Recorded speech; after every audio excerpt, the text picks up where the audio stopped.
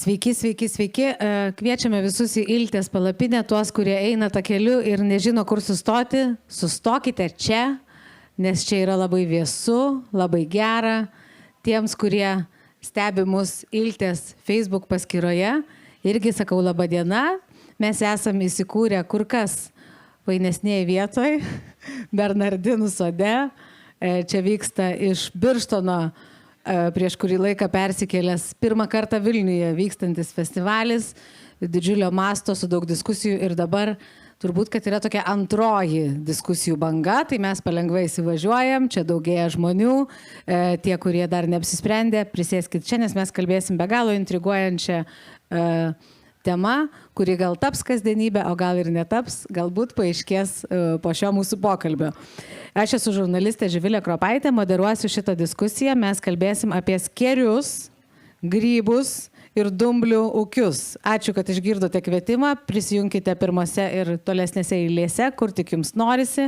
Ačiū, kad esam visi kartu, klauskim ir klausimų pabaigoje, kai tokį leidimą išduosiu, nes festivalis ir tam, kad mes išgirstume vieni kitus, o išgirdimas įmanomas tada, kai kalbamės, o ne kai vieni kalba, o kiti klauso. Taip man atrodo. Tai skėriai, grybai ir dumbliukai ir mūsų šalies ateitis slypi naujose versluose. Mes kalbėsime apie inovatyvius tvaraus maisto gamybos verslus ir jų potencialą Lietuvoje. Nuo baltymų revoliucijos iki žiedinės ekonomikos kūrimo.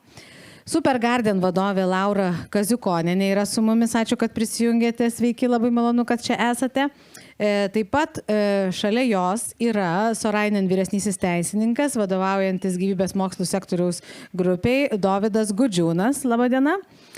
Taip pat su mumis Lietuvos biotechnologijų asociacijos viceprezidentė ir valdybos narė, daktarė Inga Matijošytė. Sveiki. O šalia jos yra biotechnologijų entuziastas, investuotojas, pagrindinis baltymų biotechnologijų įmonės Pentasweet akcininkas, bet žinomas mums turbūt ryškiausiai, geriausiai kaip Amilinos įkūrėjas, irgi daktaras Danas Tvarijonavičius. Labą dieną. Ačiū, kad jūs irgi esate su mumis ir ačiū visiems jums, kurie irgi čia vis gausiau renkatės. Aš pagalvojau, kad pradžioje norisi taip truputėlį, kad mes įšiltumėm ir įsivažiuotumėm ir aš tokį paprastą klausimą jums sugalvojau, gal jums koks nors konkretus produktas šausi galva, o gal apie savo norėsis pasakyti, kuriamus, vystomus arba jau sukurtus ir išvystytus. Kas yra inovacija, kuri pastaruoju metu maisto pageidautina srityje nustebino, įsiminė, nežinau, liko atminty, pavydas kilo, kad kažkas ją sukūrė. Pasakykit vieną, ir Laura, gal pradėkim nuo jūsų. Mikrofoną 3 jų yra, tai dalinkimės. Aš gal pasidalinsiu tuom, ko mes dabar gyvenam ir tai, kas iš tiesų man labai patinka. Ar girdisi? Aš galvoju, dabar aš turbūt geriau girdžiuosi, ne? Gerai, iš arčiau. Aš galvoju, ir jungti mikrofonai, ar ne? Gerai. Viskas. Tai šiuo metu mes dirbam su inovatyviais baltymais ir tas, kas man labiausiai patinka, tai yra laktoferinas. Tai yra baltymas, kuris randamas pas mamą priešpenyje, pasižymi prieš uždegiminiam savybėm ir įvairiom kaip imunitetas saugančiom savybėm. Tai mes dirbam su genetiškai modifikuotom mielėm. Jūs, ta prasme, tą baltymą išgaunat ne iš to priešpenio, o iš kažkur? Išgauname, jį išgauna Singapūro viena įmonė, kuri yra, jį sintetina ir fermentuoja, gal taip pasakyti, ir mes jį naudojam savo užkandžiuose. Kokiuose? Užkandžiai, kuriuos mes siunčiam į kosmosą astronautam. Bet kaip, pavyzdžiui, jeigu reikėtų pasakyti, kas tai yra užkandžiai, tokie batonėliai, kažkokie gumulėliai? Pas mus yra kubeliai. Mes esam patentavę kubelius iš liofilizuotų vaisių ruogų miltelių ir juos mes surišam ir stabilizuojam su tam tikrais proteinais. Tai, sakykime, komerciškai naudojam svirplių ir lervų baltymus, jeigu iš tokių inovatyvių, tai ką jūs galite nusipirkti Lietuvoje ir pas mus. O kadangi dirbam su kosmoso agentūra, tai ten jau naudojam kitus inovatyvius. Tai kaip minėjau, šitas laktoferinas yra vienas įdomesnių ir kitas yra bakterija, kuri auga grinai ore ir maitinasi iš oro, neskaido orą ir jinai nieko jai nereikia, tai kaip sako, gauna maistą iš oro, tai nebėra jau pasaka ar nėra mistika, jau yra realybė ir mes ją naudojam kosmoso užkandžiam. Ir tas toks įvardymas, kaip naudojam kosmoso užkandžiam, tai vadinasi, jau tai yra rinkoje. Mes dirbam su Europos kosmoso agentūra ir turime kontraktą vystyti receptūras kosmonautam, astronautam, jeigu būti tiksliems, astronautų užkandžiams. Ir tenai reikia naudoti būtent inovatyvius ingredientus. Taip, tai mes kuriam receptūras būtent Europos astronautam. Ir tai turi būti labai lengva kažkas, ar ne, nedidelio dydžio? Taip, tai ir yra nedidelio dydžio ir lengvi, bet pagrindiniai, sakykime, kriterijai, kurie reikalingi kosmosui, tai didelė maistinė vertė ir atsparumas. Ir kas dabar keliama mums didžiausiai iššūkiai, kad tas maistas būtų galimas pasigaminti raketose, skrendant į ilgasias misijas, konkrečiai dabar kalbam apie Marsą. Tai reiškia, kad astronautai galėtų užsiauginti vienaląsčius ar kažkokius dumblius ar kažką lengvai ir juos perdirbti ir transformuoti į maistą. Tai kaip minėjau, kad dirbam su bakterijom, kurios dauginasi tiesiog ore, naudojant orą pavalgo iš ten viską suskaidžius. Tai reiškia arba užauginti kažkokius paprastus vienaląsčius ar naudoti mieles. Tai ieškom tokių būdų. Be galo įdomu, bet dar tik pasitikslinu, pradėjot tai jūs nuo liofilizuotų braškių. Taip, pradėjom nuo liofilizuotų braškių, nes jaunimas čia sėdintis, netgi ir klausantis, labai mėgo susuose pusryčiuose išrinkti uogytės. Ir man kilo mintis tiesiog kaip mamai tą patį, ką mano mėgsta vaikai, pasiūlyti kaip sveiką užkandį. Ir tai vystėsi žingsnis po žingsnio, bet kadangi jūsų tema yra apie skėrius, svirplius ir panašiai, tai būtent su šitais produktais aš nuėjau Europos kosmoso agentūrą ir patikiau jiem tuos užkandžius ir jie buvo tramplinas paskui jau į didesnės inovacijas. Labai įdomu, labai ačiū, Danai. Jūs pasakykit, jūs, Milina, toks jūsų pirminis, pagrindinis prekės ženklas, bet Pentasweet dabar toks yra nuskambėjęs naujas pavadinimas. Ar tai ir yra tai, ką įvardintumėt kaip labiausiai nustebinusią inovaciją? Gali būti, kad reikia visgi įjungti. Labadiena visiems. Iš tikrųjų sunku inovuoti maisto sektoriuje, nes žmonės pripratę valgyti tai, ką jie pripratę valgyti. Bet jeigu imti visą situaciją, tai situacija nėra gera. Skirtingais vertinimais nuo 2 iki 3 milijardų žmonių mūsų planetoje arba turi viršsvorio, arba yra nutukę. Ir maždaug 1 milijardas žmonių mūsų planetoje arba badauja, arba neprivalgo. Tai pasaulinė maisto situacija nėra gera. Lietuvių mityboje situacija taip pat nėra gera. Mes Lietuvoje valgom labai nesveikai. Mes valgom per riebiai, per saldžiai, per sūriai, sergam, vargstam, anksti mirštam. Brangiai mokam už sveikatos apsaugą ir jos nenusiperkam. Tai šita situacija yra keistina. Dabar vienas iš didžiausių blogybių žmonių sveikatai šiuo metu įvardinamas cukrus ir ne cukrus apskritai, o perteklinis cukrus. Tai yra tas pridėtas, naujai pridėtas cukrus ir yra mokslinis konsensusas, šiuo metu ir verslo konsensusas ir po truputį besiformuojantis vartotojų konsensusas, kad cukraus reikėtų atsisakyti, mažinti, keisti. Tai pasakyti, kad keisti cukrų yra labai lengva, pakeisti praktiškai cukrų yra labai sunku. Ir tas bandoma daryti jau dešimtmečius, įvairiausiais būdais, naudojant įvairiausias molekulės ir nelabai sėkmingai. Cukrašvendrė šiai dienai pasaulio žemės ūkio kultūra numeris 1. Kiek pasaulis užaugina 1,9 milijardo tonų cukrašvendrių. Tai ir cukraus vartojimas didėja, nemažėja. Tai yra tokia kategorija molekulių, kurie plačiai visuomenį dar nežinomi, yra tokie saldūs baltymai. Jų iš viso priskaičiuojame apie 20. Paprastai mes visi suprantam, kad baltymas tai yra gerai, bet mes neįsivaizduojam, kad baltymas gali būti ir saldus. Tai va tokių baltymų yra. Ir vienas iš tų baltymų, jis vadinasi brazeinas, yra tai, ką nori gaminti mūsų nauja įmonė, mano su kolegomis. Gamtoje tai jis auga labai egzotiškose vietose. Jis auga Kongo, Gabono, Kamerūno džiunglėse. Vaisiuose tas vaisius vadinasi ubliai, prancūziškai užmiršk. O lietuviškai? O lietuviškai nežinau, žinau lotiniškai Pendadiplanta braziana, nebūtina išmokti. Bet iš to brazeinas, taip. Ir iš to pentasvit, beje. Iš to penta. Čia kolegė sugalvojo.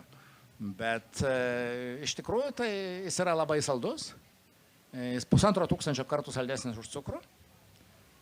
Bet jis yra baltymas. Ir jis turi ką? Jo yra geras skonis. Panašus į cukraus? Pakankamai, labai arti. Nėra nei vieno saldiklio, kuris yra identiškas cukrui, bet jo yra geras skonis ir jis tikrai skanus produktas. Kaip pavyzdžiui lygintumėt su stevija? Nu, pirmiausiai, stevija nėra vienos stevijos, yra keli šimtai stevijos produktų. Kai kurie geresni, kai kurie blogesni. Antra, vartotojai steviją nelabai gerai priima ir nekeista. Stevijos glikozidai. Ką jums sako marketinginė prasme? Niekur. Kai jūs perskaistote etiketę, jums kvepia irgi chemija, nors tai natūralu. Didžioji, šiaip stevija Paragvajaus augalas, auginamas dabar pagrindė Kinijoje, gamyba irgi pagrindė Kinijoje. Nežinau. Man asmeniškai stevija nelabai patinka, o brazeinas man patinka. Gerai, ir kurioje jūs esat stadijoje dabar su savo brazeino produktu? Kitais metais bus, kitų metų pabaiga. Jau komerciniais kiekiais, o bandomaisiais dabar yra. Bandomaisiais kiekiais yra jau dabar. Kilogramais mes jį dabar turime. Tai kai jūs sakot, kad jis 1500 kartų saldesnis, tai reiškia, kad jo reikia 1500 kartų mažiau negu cukrus. Visiškai teisingai. Jeigu 1 gramas, tai pakeičia 1,5 kilogramo. Ar yra, kas jį naudotų jau plačiai? Jis jau 15-20 metų bandomas padaryti pasaulyje, mes ne vieni tokie gudrus. Yra kitų bandančių, yra kitų norinčių. Dabar vėl pasipylė projektai, kokie 4-5 yra paskelbti. Tai pati molekulė labai patraukli. Jis labai patogus maisto pramonai, maisto technologams. Kaip sakiau, jo yra geras skonis. Jis pakankamai arti ekonomiškai, kas svarbu vartotojams. Jo pakankamai žema, pakankamai konkurencinga savikaina, bet jį pagaminti sunku. Tai Europoje jo nėra, Amerikoje jisai yra. Rinkoje užregistruotas 2 kompanijos įsteisinusios, užregistravę 2 gamina, 3 ruošiasi. Nu ir kinų, kaip visada, mažiausiai 3 jau apsiskelbė. Tai bus. O Europa kaip visada vėluoja. Tai vat Europoje gali būti, kad mes būsim pirmi su komercinė gamyba. Tai taip skamba labai šviesiai ir labai patraukliai ir labai daug žadančiai, bet kažkokių iššūkėlių turbūt irgi yra. Iššūkių pilna, bet mes ko netikim, to nedarom. Tai kas įvardintinas būtų kaip toks didžiausias jūsų nerimas? Ne, tai visada rinka. Visada rinka, kaip priims vartotojas, kaip vartotojai patiks, ar pirks, nes to vartotojo, kuris nusipirks 1 kartą dėl etiketės, dėl įdomumo, dėl to, kad pažiūrės, paklausys reklamą, mums nereikia. Mums reikia to vartotojo, kuriam patiks skonis, kuris nupirks 4., 5. ir 6. kartą ir nuolatos. Tai ir tokie produktai turi būti sukurti, jų nėra, ir tokie vartotojai turi atsirasti, jų nėra, bet kaip bus, maloniai kviečiam. Labai ačiū maloniai už kvietimą. Mes Ingos dabar tada paklauskim apie vartotojus, kelis kartus paminėjo Danas. Gal mes turim kokį nors tyrimų, kaip visgi priima vartotojai tuos novel foods apskritai ir gal netgi pirmesnis mano klausimas tegu būna, ar galima tai, ką įvardijo Danas ir Laura, ir įvardint tai kaip novel foods. Tai dabar nežinau, nuo kurios dalies pradėti. Nuo to, kad apsibrėžtumėm savoką ir kad mums būtų aišku. Jos savokas truputėlį, nes novel food arba alternative food, ar ne, tai lietuviškai būtų naujas alternatyvus maistas ir jis dažniausiai yra skirstomas į 3 tokias dalis. Tai augalinės kilmės, aš gal ir angliškas savokas pavartosiu, kad jeigu, sakykime, išgirsit kažkur vis tiek plačiai visuomeniai kalbam, tai plant-based food. Tada yra fermentuotas. Fermentuotas gali būti skirstomas į natūralią fermentaciją ir tikslinę fermentaciją. Va būtent tikslinė fermentacija, kuo Dana įmonė, ar ne jūs užsiemat. Ir trečia tokia pilorius toks yra, tai kultivuota mėsa, cultivated meat.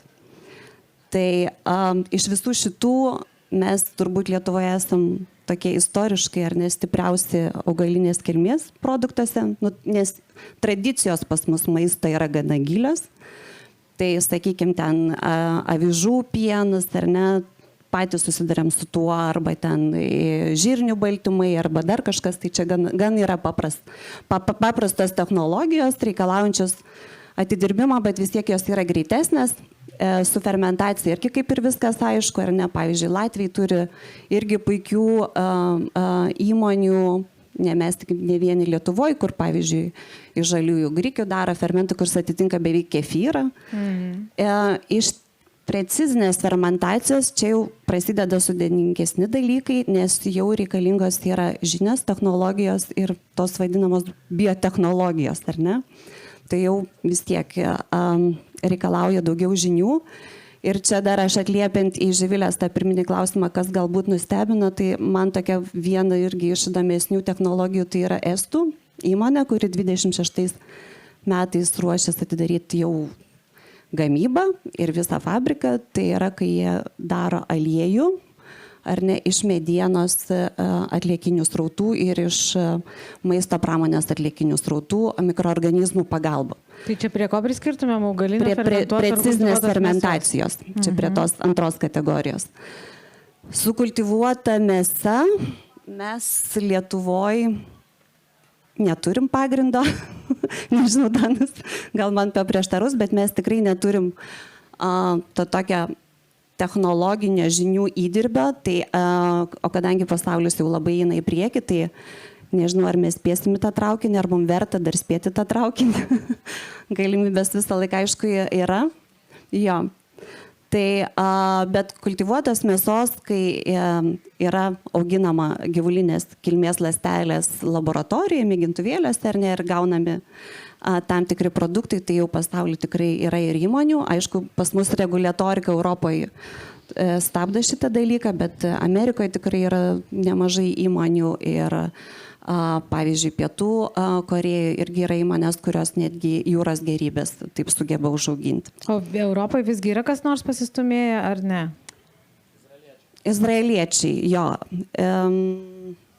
Pavadinimas dabar jų užkrita, bet jie turi jautienas. Lietuvoje nagrinėkime. Jo. Tai vat Izraelis, Amerika pagrindė. Tai gerai, čia pavyzdžiai. Olandai dar reikėtų paminėti būtent Olandus, nes jie tikrai pasistumėję į priekį yra. Remit, ten tikrai nemažai mostamit. O vartotojai kaip priima visą tai? O su vartotojais tai yra visaip, ta prasme, aš nesu specialistė šitos statistikos vartojimo. Bet tiesiog kiek teko matyti ir susidurti, tai toks 50-50 ir labai reikia žiūrėti į regionus, į produktų grupės, ar ne, į sakykime, žmonių išsilavinimą, labai daug dalykų. Bet pavyzdžiui, jeigu šiaip regionais pasižiūrėti, tai šiaurės šalis, Norvegija, Švedijos labiau priema negu pietų šalis, ar ne, ir turbūt girdėjom apie italų tą atveją, kai ten irgi dėl kultivuotos mėsos tiesiog irgi buvo labai didžiulės diskusijos. Tai čia irgi tokios visokios įtakos, bet dar ta vadinama neofobija, ar ne, kai žmonės irgi turi, tai tiesiog atmeta visus naujus dalykus, tai čia įvairių, bet manau turbūt, kad vis tiek švietimas, kalbėjimas, pažindinimas, tos priemonės, kurias reikėtų mums, nes vis tiek tai yra naujas dalykas. Taip, bet, mes turim šviesti visuomenį. Kai Danas kalbėjo apie saldiklį, taip, koks jums buvo pirmas jausmas, kad, čia paragaus ir turbūt, kad pajus, kad kitaip negu cukrus ir liks prie cukraus, ar toks, oho, čia gal viską apvers, visi galvos apie sveikatą, juk vis tiek mes dabar labiau galvojam apie sveikatą, madingai yra sportuoti, o nesėdėti prie alaus bokalo ir televizoriaus. Toks gali produktas prasiveršti masiškai rinkoje? Tai va, turbūt jūs gal išeinate gatvės ar nebandėte išeiti į gatvę ir duoti žmonėms prasitestuoti. Turbūt geriausia yra įvertinti, kaip priims rinką, ar ne? Aišku, tą reikėtų padaryti, kaip priims rinką, kad... Bet tai čia išeini, tai tada sakys, tai tu į savo burbulą išėjai, čia visą laiką tokios būna diskusijos. Kas nors, pavyzdžiui, galvoja, kad kur kas mieliau ragautų tokį baltymą, negu cukrų, žinodami, kad jis yra sveikesnis, bet kainuoja tiek pat. Va, matot, taip. Tai čia va, mes esam dabar burbule. Tai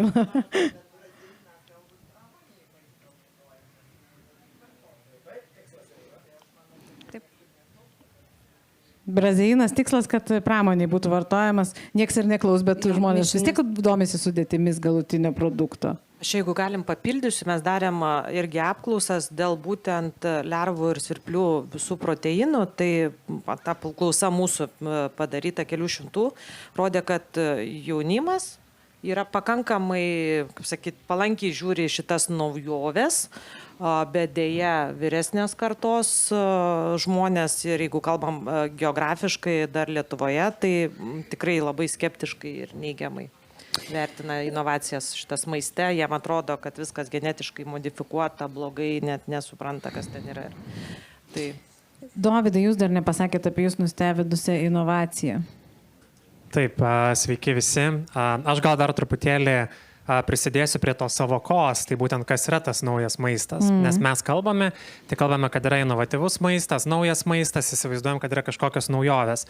Bet tuo pat metu tai yra ir teisinė savoka ir tai yra labai susiję, nes naujas maistas turi būti autorizuotas ES lygiu tam, kad galėtų būti tiekiamas į rinką. Tai jeigu mes žiūrėtume iš teisinės pusės, tai naujas maistas yra bet koks maistas, kuris ES nebuvo plačiai vartotas žmonių maistui iki 1997 metų gegužės 15 dienos.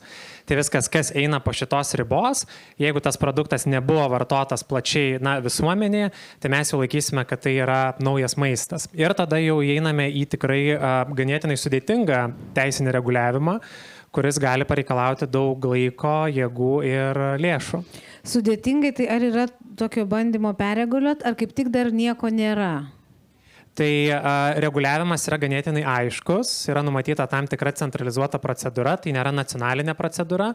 Vadinasi, jeigu jūs norite gaminti naują maistą, kuris dar nėra autorizuotas, jūs turite kreiptis į Europos komisiją, kuri konsultuojasi su Europos maisto saugos tarnyba ir tada yra priimamas sprendimas. Tai dėl to ta procedūra gali trukti apie 2 metus ar net ilgiau. Šiuo metu, aišku, ES mato tas problemas, kad mes kartais užstringame pačioje pradžioje, dar su idėja ir matome, kad yra laukia labai daug iššūkių. Tai tam tikrų signalų jau yra, kad tas procesas būtų greitinamas, supaprastintas. Dabar yra pristatyti visokie dirbtinio intelekto įrankiai, kaip parengti tas paraiškas. Tai, bandoma reaguoti, bet situacija yra tokia, kad kitose rinkose tą galima dar kol kas padaryti greičiau. Pavyzdžiui, Jungtinėse valstijose, kiek laiko užtruktų, jeigu čia 2 metus? 9 mėnesiai, sako Inga.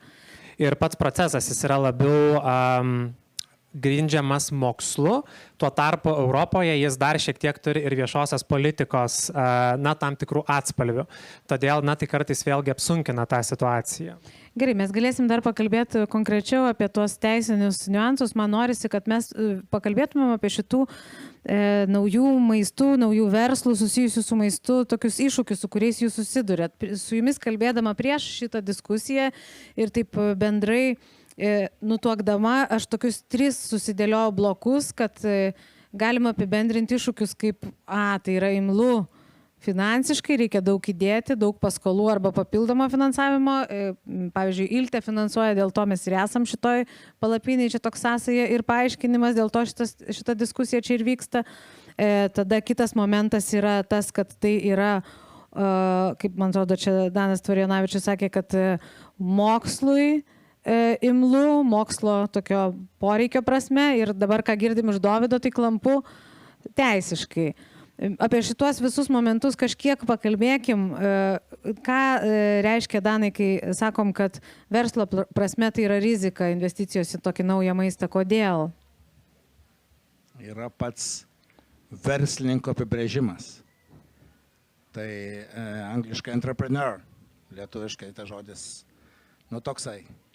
Tai yra žmogus, kuris mato galimybę ir imasi ją realizuoti, nepaisant rizikos ir nepaisant to, kad trūksta išteklių.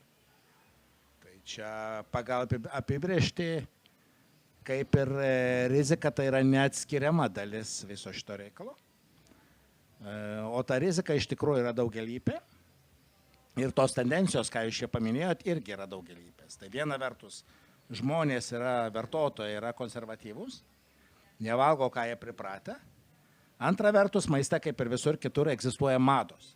Egzistuoja bangos, egzistuoja tendencijos. Tai yra, jeigu yra madingas dalykas, Dubajaus šokoladą visi turbūt girdėjo. Visi girdėjo. Ar ten kažkas hiper, super kažkokį, kas ragavo beje? Ar hiper, super inovacija, ar labai skanu, ar kažkas tokio tikrai, ar tiesiog marketinginis hypas, kuris šiandien atėjo, rytoj praeis ir bus eilinis šokoladas su pistacijom, kaip ir visi kiti iki tol. Ar ten tikras Dubajaus, ar netikras Dubajaus. Labai čia esminė diskusija. Gal nesminė. Tai kalbant apie madas, dabar šiuo metu yra baltymų mada. Tai yra baltyminio maisto mada ir visi, visur reikia, nereikia, visi nori to baltymo, kiek reikia žmogui baltymo, čia irgi didelė mokslinė diskusija. Bet čia susiję turbūt su tuo, kad tokia yra visų sveikoliškumo ir sporto poreikio banga, ar su kuo jūs sėtumėt baltymo bumą? Tų bangų yra buvę tiek ir tiek. Buvo Atkinsono mada, buvo low carb mada, buvo keto banga, buvo kiek tik nori, kas ten tik tai domisi dieta, tai visai šitais dalykais mitybos, tai šiaip yra longevity banga. Kiti sako, jau irgi nueinanti, tai čia taip tas bangos. Nenueinanti, visi nori gyventi amžinai, tik nežino kam, tai čia kitas klausimas. Tai gerai, tai iš esmės rizika yra tai, kad mada maisto egzistuoja ir kad tai gali pasiteisinti, gali ne, gali taip nelietuviškai tariant paeiti, gali ne, gali mada praeiti ir nebebūt svarbus baltymas. Jeigu tu esi verslininkas, jeigu nukuri produktą, vis tiek tu turi pasirinkti. Ar tai bus marketinginis principas, angliškas terminas yra snake oil salesman, taip, tai gyvačių taukų pardavinėjimas. Tai kitaip tariant, visas MLM tuo pagristas. Vartotojas iš esmės su geru marketingu vienaip par kitaip dalis vartotojų bus įtikinta nupirkti bet ką. Pažiūrėkit finansinės piramidės, nauja piramidė ir vėl sėkminga. Tai vienas variantas ir kitas variantas, jeigu grindi savo projektą, savo procesą, savo produktą mokslu ir kuri tą jau tikrąją mokslo inovaciją. Tada tai vis tiek ir niekur nedingsta ta rizika, kad iš tavęs nenupirks, nes ir niekur nedingsta poreikis geram marketingui, nes jeigu niekas apie tai nežino, tai vis tiek niekas nepirks. Tai gali būti kiek nori geras, sėkmingas, pavykęs produktas, bet jį reikia gerai išsukti. Lietuva vis tiek yra B2B šalis, mums sunku bus padaryti brandinius produktus tiesiogiai galutiniam vartotojam, vakarų Europoje ar ten Amerikoje ar kažkur, nes mūsų firmų niekas nežino. Mes brandų neturim. Tai mes mažai šansų turim parduoti jogurtą prancūzams ar ten ledus eskimams. Nepirks iš mūsų. Kitaip tariant, mes turim kurti ingredientus. O jeigu kuri mokslo pagrįsta, tai automatiškai šiai dienai tai yra A mokslo imlu, B brangu, C konkurencija vis tiek didelė. Tai gerai, o pavyzdžiui, jūs jau galit pasakyti, kiek jūs jau mokslui imlu, kiek investavot į mokslinę dalį, pavyzdžiui, nežinau, kad ir procentaliai palyginus su kiek ketinat į marketingą investuoti. Kiek į marketingą, tai nežinau. Kaip klasikas sakė, 50% mano pinigų reklamai yra išmesti, tik bėda, kad nežinau, kurie 50%. O mokslui? O mokslas brangus, bet mes įkūrėm patys su partneriais iš Vokietijos, tai aš grubiai sakyčiau, šią dieną jau kokie 5 milijonai bus. Vien savo, be gamyklos, be finansavimo, be nieko. Tai nepingu. Skamba kaip labai daug. O jūs, Laura? Paantrinsiu, kad šiaip tikrai brangu ir kaip sakot, koks yra iššūkis didžiausias, tai mūsų atveju vis dėlto finansavimas yra didžiausias iššūkis, nes mes esame maža įmonė ir patys iš savęs šitą darom. Tai kadangi sėdim Iltės jau čia šitoj palapinėje, tai tikrai paminėsiu, kad padeda. Naudojamės ne viena programa ir viskas buvo okei su tradiciniais verslais, bet jeigu kalbam toliau apie inovacijas, tai irgi susiduriam, kad pavyzdžiui, gaunant finansavimą, jeigu jis yra reguliuojamas ar prižiūrimas Iltės, mes turim vis tiek pirkti pigiausią rinkoje esančią įrangą, kas, pavyzdžiui, mums netinka. Pas mus rengimai yra nustatyti tam tikrom programom, kurias atidirbinėjom 3 metus. Mes negalim pirkti pigiausio produkto, ten kažkokio. Tai yra niuansai. Ir dar kitas, jeigu kalbėti apie šitą iššūkius, tai, sakykime, kaip pavyzdį duosiu, patentavom savo produktą, ačiū Dievui sėkmingai, bet patentavimo procesas užtruko 5 metus. Tai reiškia, tai dar iki tol, kol mes tą produktą sukūrėm, kiek mums ten visko kainavo. Paskui patentavimo procesas 5 metai. Ir kas gailiausia yra, kad šito, sakykime, proceso viduryje tiesiog kita įmonė paėmė nukopijavo mus, pakeitė ten minimalų komponentą receptūrai. Ir mes netgi, kol nesibaigė patentavimo procesas, mes nieko negalim daryti. Mes esam apsaugoti nuo patento padavimo datos, bet galėsim prisiteisti ir jau kovoti ir kažką tai gauti tik po to, kai jau pasibaigs visas procesas ir atbulinė tvarka. O jeigu mes kalbam, kad apie 5 metų periodą, tai realiai mes kišam labai daug pinigų ir vis tiek neturim apsaugų. Ir jeigu grįžtant vėl čia prie Iltės, tai mes naudojamės irgi programa skirta patentavimui, paraiškos padavimui ir buvo viskas labai gerai ir tvarkoj, bet dėja tos paraiškos padavimas sudarė kažkur 10% tų išlaidų, kurios sekė paskui mums per tuos 5 metus. Ir ten jau tų paramų nebėra.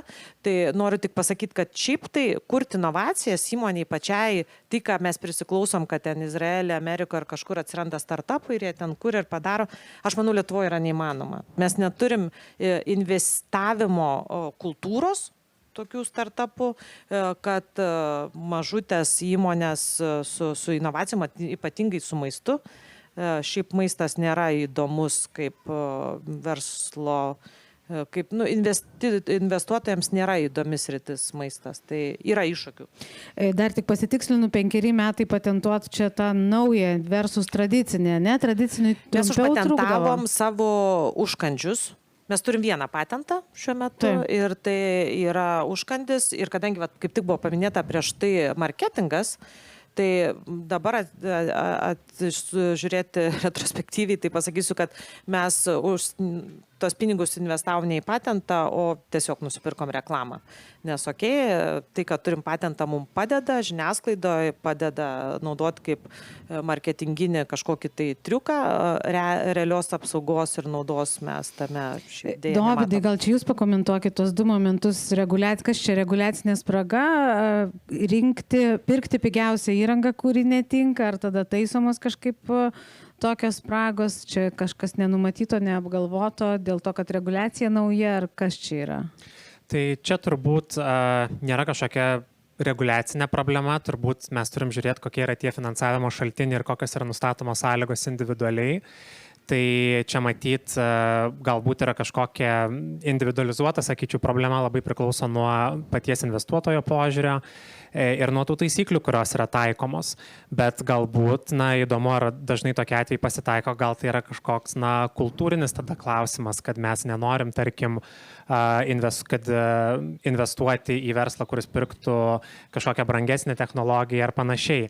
Čia, žinot, ir kitose sritise būna, kad Lietuva dažnai fokusuojasi į pigiausią vaistą, pigiausią medicinos priemonę, ne visada įvertinant ar ne, kad tas pigiausias variantas gali ir nebūti geriausias variantas. O kitas tada tas momentas apie patentavimą, 5 metai procesas, tave kažkas nukopijuoja ir skųsti tu gali tik 5 metams praėjus atbulinė tvarka, tokia absoliuti nesąmonė. Tai patentavimas iš principo yra labai sudėtingas, bet svarbiausia, tikrai pritariu, kad brangus procesas. Ir jis užtrunka, kadangi mes siekiame apsaugoti tam tikrą išradimą. Nes vėliau patentas galioja 20 metų ir rinkoje negali būti produktų, kurie patektų į tą patento apimtį. Tai reiškia, kad mes nukopijuoti negalime. Taip yra tų būdų, kaip ir sakote, ar ne, jeigu pakeičia kažkokią tai detalę, su patentais taip jau yra, kadangi vėliau yra gaunama tikrai stipri apsauga, kuri gali apsaugoti nuo konkurentų ir apsaugo tą technologiją. Todėl mes turime suprasti, kad natūralu, kad tai užtrunka laiko tam, kad mes tinkamai suformuotume patentą ir yra labai daug stadijų patento registracijos metu. Mes vertiname, ar tas išradimas apskritai gali būti patentuotas, nes tikrai ne visi išradimai gali būti patentuoti. Ir tai yra svarbu, nes vėliau, patento turėtojas galės ginti savo teisės teismuose. Inga, kokios jums mintis kyla klausant tiek Ką sakė Laura, ką Dovydas iš Lauros, man tai išlieka mintis, kad visgi be tokių pagalbų yra neįmanoma vystyti inovacijų maisto Lietuvoje. Aš dar truputėlį gal taip grįžtant atgal, nes sėdėdama prisimeniau, yra toks GFI, Good Food Institute, ar ne? Ir jeigu jį pasiekti, tai tikrai yra įdomi organizacija, pateikianti labai neblogos statistikos ir kiek žinau, jie Lietuvoje darė mūsų čia analizę, būtent lietuvišką novel food, kokį mes potencialą turim. Tai jie gan tokius, dabar 2 prisiminiau skaičiukus iš tos jų ataskaitos, kad iš visam pasaulyje reikalinga investicija apie 12 kartų daugiau į novel food, kad mes pasiektumėm tą pasaulinį poreikį. Tai vat toks jau praktiškai KPIs. Ir kitas dalykas dar buvo jų, kad dėl vartotojų skeptiškumo, požiūrio ar ne tokio sulaikyto, kaip sakant, į tą naują maistą, tai praktiškai iki 35 metų visos investicijos irgi taip sumažinamos per 10%. Tai va tokie skaičiukai, kur truputį atrodo vartotojų nėra kaip ir daug 10% ar ne, bet jeigu pasižiūrėti patį, kiek yra investuojama dabar į tą novel food, tai tikrai yra nemaži skaičiai. Kaip jums skamba ta mintis, kad neįmanoma be papildomos pagalbos? Pirmiausia, tai nenorėčiau sutikti su nuskambėjusią mintim, kad Lietuvos verslas neturėtų daryti mokslo. Nes jeigu tu nuo savos inovacijos neturi, tu esi pasmerktas būti žemos pridėtinės vertės dalyje. Tai yra, tu gaminsi produktus, kurie yra commodity, baziniai produktai, tu konkuruosi tik tai kainą, tu uždirbsi mažai, šalis iš to turtinga nebus. Tai gerai, visi nori būti Singapūrais, ne visi bus Singapūrais, bet jeigu mes neturim ambicijos, neturim fantazijos, tada tikrai nieko neatsieksim. Tai sakė, bet kad tai yra brangu, kad tai yra sunku, kad iššūkių yra daug, kad problemų yra daug, vienareikšmiškai, bet tai būtent yra rizikos prisiėmimo, rizikos apibrėžimo, rizikos valdymo kriterijai. Taip, mes maža šalis ir ką, bet tai mes nekvaila šalis. Yra daugybė, tikrai daug puikių gabių žmonių, puikių specialistų, gerų idėjų, gerų planų. Taip nelengva sukurti, taip nelengva parduoti, taip visą tai kainuoja, taip visą tai užima laiko, taip viskam tam reikia rinkos ir ką. Tiesiog nėra pasirinkimo, mes turime tuo keliu, nes negalim. Tai čia labai viskas paprasta su tuo, o kad vieniem pasiseks, kitiem nepasiseks, vieniem geriau, kitiem blogiau, bus bankrotų, bus žlugusių verslų, kas be ko. Tai čia neišvengiama čia. Cost of doing business, čia kitaip nebus. Aš noriu tik tais papildyti, kad niekas net neabejoja apie tai, kad reikia mokslo ir mes ir kalbam apie pridėtinę vertę ir kuo šalis yra mažesnė, tik tais pridėtinė vertė ir gali ją ištemti. Mano mintis buvo apie investicijas tas, jeigu kalbam apie investuotojus. Ar ne? Aš pradėjau kaip startupas nuo nulio ir man reikėjo investicijų. Tai bankai yra srauto finansuotojai, bankai nefinansuoja startuolių. Finansuoja investiciniai fondai, o investiciniai fondai Lietuvoje nefinansuoja maisto. Tai šitas yra taip, kaip yra, finansuoja iš užsienio, bet kadangi dabar mes turim pašonį karo situaciją, tai vėlgi nefinansuoja užsienio investiciniai fondai į Lietuvos maisto pramonę, kadangi tai yra fizinė gamyba. Tai šitas yra faktas. Viskas taip, jeigu tu pasirenki žaidimą, tu turi žinoti jos taisyklės. Jeigu meti kamuolį ranką į vartus, tai čia nei futbolas, nei krepšinis. Čia tas žaidimas kitaip vadinasi. Kaip mes taip sakom apie taisyklės ir žaidimą, tai visgi iš teisinės pusės mes šiek tiek pakalbėjom, Dovydai, bet kas yra, jūs vadovaujat gyvybės mokslų sektoriui, kaip tik kitoj diskusijoje nuskambėjo mintis, kad visiškai reguliacijų ir inovacijų kelias yra sudėtingesnis negu bet kur gyvybės mokslų sektoriui. Kaip jūs tada sakot, koks yra didžiausias tas toks teisinis iššūkis, nežinau, tu turi idėją ir nori štai būti maisto inovatorius ir kur yra pirminė, tokia, sakykime, vertinkim, nebūtinai labai protinga kliūtis, su kuria tu susiduri? Tai labai geras klausimas. Vėlgi sakyčiau, nes praktikoje tikrai teko per netrumpą laikotarpį dirbti su startupais, su jaunu verslu, kurie iš tikrųjų tik pradeda įeiti į rinką ar turi kažkokių gerų idėjų. Tai pirmas patarimas yra, kad tikrai svarbu net pirminėje stadijoje jau pasikonsultuoti su teisininkais. Ir iš tikrųjų daugelis įmonių nelabai mato tos pridėtinės vertės konsultuoti su teisininkais, kol nėra kažkokio ginčo. Bet čia kartais būna ir klaida. Ir didžiausias iššūkis yra produkto teisinės kategorijos įvardymas. Tai reiškia, į kokią teisinę kategoriją patenka mano produktas. Galbūt tai yra paprastas maisto produktas, tai mums užtenka ar ne gauti, įsiregistruoti maisto tvarkymo subjektų ir mes galime gaminti. Tačiau jeigu tas produktas jau patenka į novel foodo kategoriją, jau mes atitinkamai turime žiūrėti, ar yra autorizuotas tas produktas. Jeigu jis nėra autorizuotas, mes tikrai susidurime su labai dideliais reikalavimais eiti į centralizuotą procedūrą ir autorizuoti tokį produktą. Dar labai dažnai būna, kad yra siekiama gaminti maisto papildą, vėlgi ar nelabai populiaru, dabar maisto papildų rinka būmina, kaip aš sakau, bet vėlgi yra neapskaičiuojama ir pritaikomas ne į maisto papildą, bet į vaistinio preparato kategoriją. Ir tada jau vėlgi ar nereikia klinikinių tyrimų ir mes matome, kad ta idėja žlunga toje pirminėje stadijoje. Tai čia turbūt yra tas didžiausias iššūkis suprasti visgi, ką mes norime gaminti. Aš galvoju, mes pasiklauskime žmonių, gal jiems kirba koks nors klausimas arba idėja, arba tas toks sureagavimas į vartotojų įpročių galima skepsi, kurį čia kelis kartus girdėjom. Tai tą jau dabar darykim bet kada, bet kurią akimirką, kiekvienoje diskusijoje bus pasveikintas tas, kuris pirmas uždavė klausimą ir nuliejo tokį klausimų proveržį, kuris tikiu bus. Tai žodžiu, pamojuokit, parodykit, kvailų klausimų nebūna ir mes labai labai džiaugsimės, jeigu kažkuris aspektas jums bus įdomesnis arba patrauklesnis negu kitas ir jūs tą išreikšite. Gal Inga dar irgi pasakykim apskritai apie tą potencialą, tokią, nežinau, bazę, įrankiai, laboratorijos, inovatyvių produktų, maisto vystymui. Ar mes ją turim, kad tas toks proveržis novel food srityje iš Lietuvos potencialiai įvyktų? Mes tikrai turim, nes turbūt ir viešoje erdvėje, ar ne, mūsų tas mokslinis potencialas tikrai atsiskleidžia. Nes kas tinka medicinai, tinka ir maistui, ar ne, nes vis tiek tai susiję.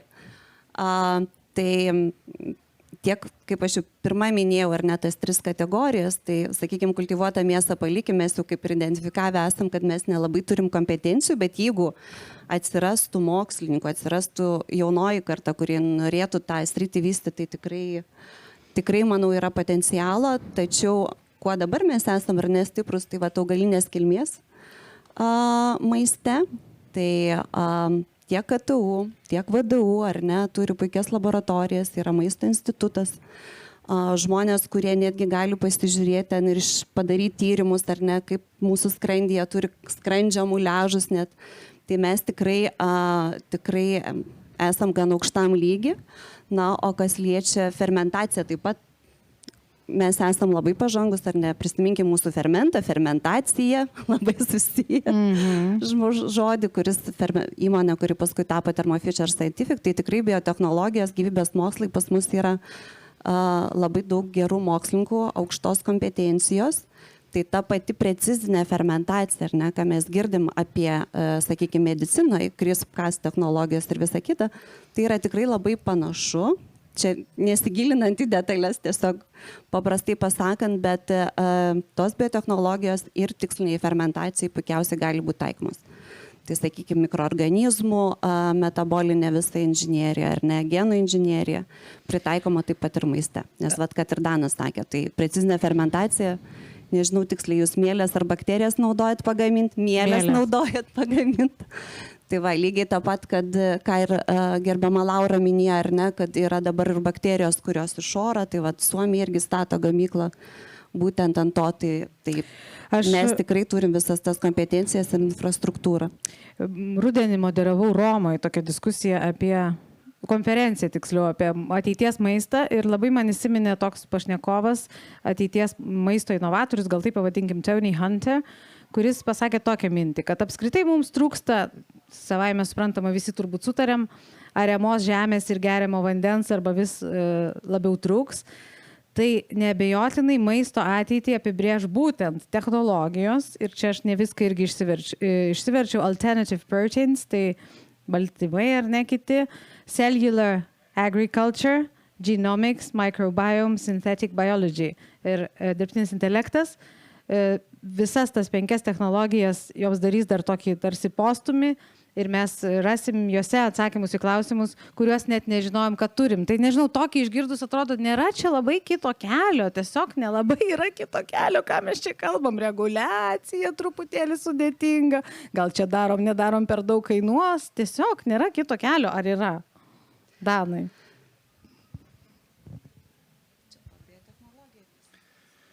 Ir taip ir ne.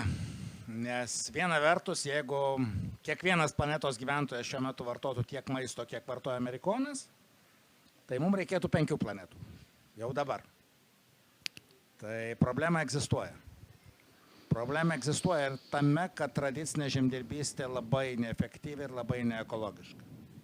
Jeigu paimsim ne anglies ciklą, o paimsim azoto ciklą ir paimsim steiką, amerikoniško kukurūzą išerto jaučio, ką mėgsta Teksase, tai efektyvumas ten yra 1%. 1% nueina azoto į steiką, 99% tampa arba geriausiu atveju CO2, blogiausiu atveju mėšlo. Nu, tai ekonomika nekokia, ekologija irgi labai nekokia. Tai pasaulis šiuo metu gelbsti Indų milijardas vegetarų ir Afrikos kokie 1,5 milijardų neprivalgančių. O kitaip... Gana ciniškai skamba, bet... Nu, taip yra. Nes iš tikrųjų Indija augina tiek pat kiaulių, kiek Lenkija. Arčiau truputėlį, man atrodo, prašymas, ar ne mikrofoną? Jo, tai iš vienos pusės. O iš kitos pusės kolegoms, verslininkams, jauniems, kas svarsto, kas galvoja šitas inovacijas, kam rūpi šitie dalykai, niekada nedarykit inovacijos savo. Arba dėl to, kad jums taip atrodo. Visada yra klausimas, kokią problemą tu sprendi, išsigrynink ją, kieno problemą tu sprendi, kieno konkrečiai problemą tu sprendi, kas tau už tą sprendimą mokės. Tai jeigu tu dirbi ne rinką, jeigu tai yra technopush, kaip vadinama, jeigu tu tik kuri technologiją ir tu galvoji, kad jos reikia, jos gali visiškai nereikėti. Tas pats galioja ir produktui, tas pats galioja ir paslaugai. Tai yra pasitar su teisininkais labai svarbu, bet dar svarbiau pirmiausia susiorientuoti rinkui. Ar tikrai ta problema reali, ar tikrai neišsigalvota ir ar tikrai sprendimas ją yra dabar. Daug produktų žlugo dėl to, kad jie buvo per anksti, prieš laiką. Pavyzdį galim kokį pasakyti? O kiek nori. Kas bandė Apple Newtoną? Toks buvo devaisas prieš tai. Nu, visiškas šlamštas, visiškas fiasko, tik paskui jam pavyko. Bet kai sakot, negalvok apie tai, ko tau reikia. Tai kaip tik labai daug verslų gimė ir iš nuo konkrečios idėjos, konkrečios problemos, kurią tu sprendi savo aplinkoje. Laura, gal jūs galite patvirtinti arba paneigti, jūs norėjote į kosmosą pati, ar ne? Vienareikšmiškai, aš pradėjau labai buitiškai, kaip mama, kaip sakiau, kad ieškojau užkandžių, pradėjau nuo pakavimo, tiesiog fasavau, namuose po darbo savo rankomis su paprastom svarstyklėm ir užlydydavau su paprastu lydimo aparačiuku, nuo šito pradėjau, bet dabar mes esame vienintelė įmonė Europoje, kuri tiekia astronautam maistą. Tai taip, pradėjom, tikrai nekūrėm ir nemastėm apie inovacijas kosmosui, tada kaip kuriau. Galvoju apie savo vaikus. Tiesiog eina ir kažkaip tai nuveda, jeigu tu eini tą keliu, bet papildysiu, kaip sakė, kad galbūt kartais būna produktai per anksti. Tai šitoje vietoje aš turiu patirtį labai buitinę paprastą. Po uogų ir vaisių mano kitas produktas buvo liofilizuoti prieskoniai. Buvo nuostabu. Liofilizuotas česnakas, liofilizuotas svogūniukai, kad ten nereiktų. Nuostabu. Paėmėm dizainą labai gražų, laimėjom už etiketės ten apdovanojimą. Netgi Maxima atėjo, sako, mes norim. Išsistatė Maximoje nuostabus produktas, kokybė puikiai, etiketės puikios, viskas. Niekas neperka. Niekas nežino Supergardeno, niekas nežino, kas yra liofilizacija ir yra brangu ir nepaėmė. Ir tada, Nes lietuviai mėgsta, kai serga, pasidėti svogūną su sultim prie lovos, kad ten mažiau virusas klistų, nes reikia tikro produkto. Ne, bet tiesiog buvo per mažai informacijos, niekas nežino, kas liofilizuota, nebuvo šito. Bet istorija kokia, kad mes, kai jį išvedėm, reikėjo vis tiek, tų buvo prispausdinta etikečių bilkiek. Ir reikėjo jas realizuoti ir mes juos į Amazoną išstumėm. Ir tai tapo mūsų bestselleriu. Ir dabar tapo yra? Bestselleriu. Ir dabar yra česnakas bestselleris. Bet esmė tame, kad Lietuvoje mes įvedėm šitą produktą šiek tiek per anksti. Trūko edukacijos rinkos, nežinau, kas ta liofilizacija. Bet dabar Lietuvoje jisai kiek nors eina, ar ne? Taip, taip, taip. Po to, kai tapo bestselleriu kitur, ar ne? Užsienį, taip. Labai įdomus pavyzdys, ačiū už tokią pasidalinimą klaidą, labai įdomu visada jų klausyti. Jūs irgi gal turit, Danai, kokį nors vertą pasidalymą nesėkmę? Aš gal anekdotą papasakosiu. Ir čia ne anekdotas, o tikra istorija iš Lietuvos verslo ir iš Lietuvos politikos gyvenimo, bet apie rinkas. Jūs turbūt girdėjot, pas mus laiks nuo laiko vyksta pieno streikai. Nes pieno streikai paprastai vyksta, kai ūkininkam kainos per mažos to pieno. Aš dar paprašysiu truputėlį žemiau ir arčiau, čia tokie jautrus. Ir jie nepatenkinti, tie ūkininkai. Ir jie važiuoja ten su kažkuo, su traktoriais ar dar kuo nors, bet nepatenkinti. Taip. Ir politikai linkia į tuos ūkininkus atliepti. Ir gal irgi girdėjot, gal skaitė, šią politiką vis atidarinėjo mums Kinijos rinką, mūsų pieno produktams. Ir vyksta diskusija. Čia tikrai istorinis faktas, neminėsiu pavardžių, bet tarp garbaus Lietuvos pramoninko, labai žinomo Lietuvoje, ir tarp garbaus Lietuvos politiko, irgi pakankamai žinomo Lietuvoje. Sakė, tai ko jūs į tą Kiniją neparduodat? Tai kad sako ministras, nevalgo Kinai sūrių. Sako, tu nesupranti, tu kaip? Tai sako, buvau Šenženį, vienas miestas, 20 milijonų žmonių, tai kaip 7 Lietuvos, gali parduoti ten visą kitą, išveši, sumokėsi tam ūkininkam tą normalią kainą, kodėl tu nedarai? Ministras sako, nevalgo Kinai sūrių. Sako, tu nesupranti, mes atidarėm ten tą ir tą atstovybę, viską šnekėjom, nedirba tavo marketingistai, nedirba tavo žmonės. Sako, žinot, ministrė, aš iš tikrųjų buvau Kinijoje, dažnai mes ten 5 metai turim Šanchai ofisą. Sako, apsižiūrėjau, labai populiarus maistas Kinijoje džiovinti tarakonai. Nupirkom porą konteinerių, sako, atsivežėm. Tie konteineriai vis dar ten, sako, nevalgo Kinai sūrių. Labai įdomu. Rinką pasitikrinkit. Labai įdomu jūsų klausytis, bet aš tikiu, kad ne tik man, bet ir čia esantiem. Paskutinės 6 minutės, per kurias kas nors vienas turi galimybę pasirodyti kaip pirmas ir potencialiai paskutinis klausimų uždavėjas. Ne? Gerai, tai tada vis dar yra galimybė, nepamirškit. Apibendrinkim kaip nors. Labai įdomu, kaip sakiau, klausyti, ypač įdomu pavyzdžių įkvepiančių, bet ir tokių nepasisekusių irgi. Ar verslui verta rizikuoti, kuriant Lietuvoje nuosavus produktus, sprendimus, ingredientus? Gal taip apibendrinkim. Turbūt, kad sakysit, kad verta, bet tada pasakykim, kodėl. Arba ką daryti, kad proveržys įvyktų. Dovydai, tada jūs sakysit, turbūt pirmiausia pasikonsultuoti su teisininkais. Bet ar verta? Nes aš galvoju, dar čia pradėjai, neturi pinigų, iš karto leisti juos kažkokiam konsultacijom produkto, kur neaišku, ar kursi. Tikrai labai nepatraukliai skamba. Ką nors kito patarkit. Tai aš gal sureaguosiu labai trumpai ir bus paskutinis mano komentaras šiandien, bet nereikėtų gal bijoti tų teisininkų, bet ką aš parekomenduočiau padaryti, tai pasidomėti iniciatyvom, nes labai daug yra nemokamų iniciatyvų, kur būtent yra dedikuota startupams. Ir pavyzdžiui, tikrai labai daug advokatų kontorų Lietuvoje, ne tik mūsų Sorainen, bet ir kitos, organizuoja iniciatyvas, organizuoja įvairias darbo grupės, įvairius konkursus, kurie pristatomos idėjos ir galima laimėti, galima gauti tų nemokamų konsultacijų. Tad tikrai yra tų priemonių. Tai aš sakyčiau, ar verta daryti verslą Lietuvoje, tikrai verta. Ir būtent dėl to, kad yra tiek daug iniciatyvų ir iš tikrųjų tiek daug siūloma. Ir Lithuania Bio tikrai labai padeda startuoliam, kurie veikia biotech srityje. Tai tikrai įsivertinti, kad Lietuvoje mes turime labai daug pagalbos, kurios galima gauti nemokamai ir kuri tikrai yra naudinga verslui. Tas toks kick-offas labai geras yra. Tai tikrai verta tą daryti ir tikrai verta pasidomėti. Inga, ar verta ir kodėl? Verta. Žiūri, daug jaunimo sėdi, tai tikrai su savom idėjom ateikit, nes ir Europos komisija skiria biotechnologiniam procesų maštabavimui, vystymui, naujų idėjų generavimui beveik 350 milijonų eurų ir dar daugiau per kitas priemonės. Tai tikrai pinigų yra, lėšų yra, bet reikia idėjų. Visgi kažkiek trūksta idėjų. Kurios atitiktų rinką. Aš gal taip užbaigčiau. Labai įdomu. Verta, Danai? Visas sudėtingas šnekas, visus buzzwords atmetus ir paliekus šalia.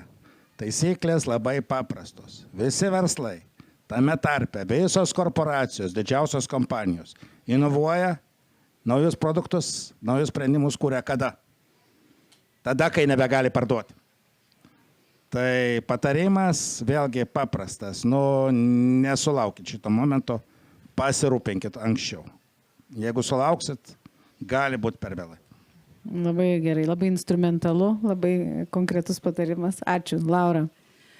Verta, vėlgi remsiuosi savo patirtimi, kuomet dirbom su uogom, pasakysiu, niekam nebuvom įdomus užsienio rinkoje, niekam, todėl kad buvo didelė konkurencija, pradedant Lenkiją ir Kiniją, o šiuo metu, kai gaminame netirpstančius ledus, ar ne, ir esam rinkoje pasaulyje vieni iš lyderių su ledais, kurie netirpsta. Čia irgi liofilizuoti. Liofilizuoti tikri ledai, tiesiog po liofilizacijos jie tampa daugiau kaip saldainiai psichologiškai, tai vis dar yra tikri ledai tik išliofilizuoti ir jie netirpsta ir tada staiga pasidarėm visiems įdomus.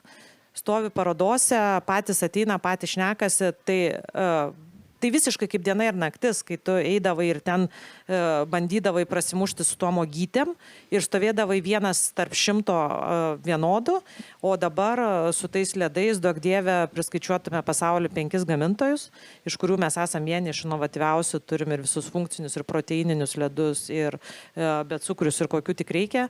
Tai būtent tas kažkas tai kitaip. Lygiai ta pati liofilizacija, ta pati technologija, tiesiog produktas inovatyvesnis, įdomesnis ir atveria kelius. Parduoti yra daug paprasčiau ir pasiekti rezultatą yra lengviau. Tai tokia mintis išvestinė, kad tiesiog nebijokim, nežinau, išlipti iš savo kažkokio tai tradicinio suvokimo spintos, ar kaip man ją įvilkti į žodžius. Nebijokim svajoti, kaip ten žydai sako, ar ne? Dream big. Inga, dar paskutinė mintis. Aš tai labai norėčiau Lauros paklausti, kaip su ta liofilizuota silkė? Kokie pardavimai, nes man pačiai teko ragauti dabar, jau kalėdos neužkarma. Pirmą pasakykit, jinai kvepia kaip silkė? Čia paklauskime Ingos kaip vartotojas. Jin labai kvepia, nes viskas, kas liofilizuota, yra intensyvu visom prasmėm. Bet ekstremaliuose sąlygose pas žmonės sutrinka jutiminiai sensoriai, ar ne? Taip, ir šitas galioja viskam - kareiviams, astronautams, lygiai taip pat alpinistam. Tai silkė buvo sukurta alpinistam, jų prašymų, kai jie užlipa labai labai aukštai ir nuo nuovargio išsekimo ir dėl visų šitų ekstremalių, jam ten jau po tų visų košių atneštų norisi kažko tokio. Tai silkė yra jų apsidovanojimas ir man geriausias įvertinimas, kad kai buvo alpinistų metų kažkoks tai rinkimai, tai buvo kaip prizai mūsų silkė, jie užsakė paskui. Bet visgi neatsakėt, kaip jiems sekasi, ar tik tai tie keli alpinistai ją mėgsta, ar truputėlį ir plačiau išėjo? Ne, čia mes turim pas save šopę, bet tai yra pagal užsakymus prekė labai specifinė. Tai koks pats sėkmingiausias jūsų produktas? Ledai, netirpstantis ledai, taip. Netgi net ten kažkas kitas, kur prieš tai kalbėjom, kur Amazone išpopuliarėjo, paskui grįžom į Lietuvą. Mes, kai buvo mažiukai, mūsų buvo didžiausias privalumas asortimentas, nes mes pasakėm, kad mes pasaulyje turim patį plačiausią liofilizuotų produktų asortimentą ir tas mūsų privalumas galiausiai vos mūsų nenužudė, nes suėdė visas apivartinės lėšas, daug susandėliavom, pasiklydom, pasimetėm ir tai, kas kažkada buvo stiprybė, tapo absoliučiai mūsų silpnybė ir akmeniu po kaklu. Tai dabar mes turim tų produktų daug, bet gryninamės viską pagal užsakymus, o komerciškai sėkmingiausias šiuo metu yra ledai, kurie leidžia mum daryti kitas inovacijas. Tai toks mano gal išvestinis komentaras po viso to, ką išgirdom ir palinkėjimas visiems. Nebijokim pagalvot, ką dar galima būtų liofilizuoti arba iš ko dar išspaust baltymą. Ir taip jau būsim pradėję galvot kažkokiais kitokiais kampais, negu anksčiau visada galvojom. Tai aš labai dėkoju tikrai ir verslininkam, ir teisininkui, ir Lietuvos biotechnologijos asociacijos viceprezidentai Ingai Matijošytei, Dovydui Gudžiūnui, Laurai Kaziukonienei, Danui Tvarijonavičiui. Geriausias padėkojimas bus, jeigu jūs jiems kokį klausimą frakcijose po to turėsit, bet dar didesnis, jeigu mes taip gausiai, griausmingai paplosim, kad jie čia buvo.